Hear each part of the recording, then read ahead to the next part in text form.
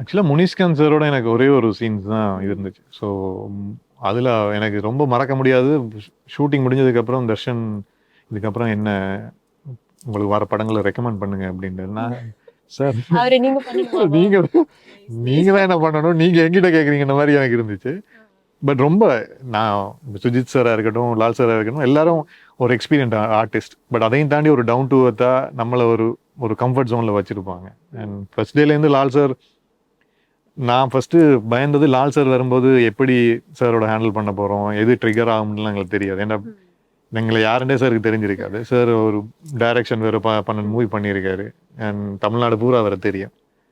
But first day open up ஆனதுலேருந்து sir shoot முடிஞ்சாலும் வந்து எனக்கு ஓகே தர்ஷன் நான் கிளம்புறேன் அப்படின்லாம் சொல்லிட்டு தான் போவேன். ஸோ அந்தளவு ஒரு டவுன் டு எர்த். ப்ளஸ் நிறைய அட்வைஸ் கொடுப்பாரு, இது இங்கே கட் ஆயிரும், ஸோ நீ இதெல்லாம் பண்ணிக்காத அப்படின்னு.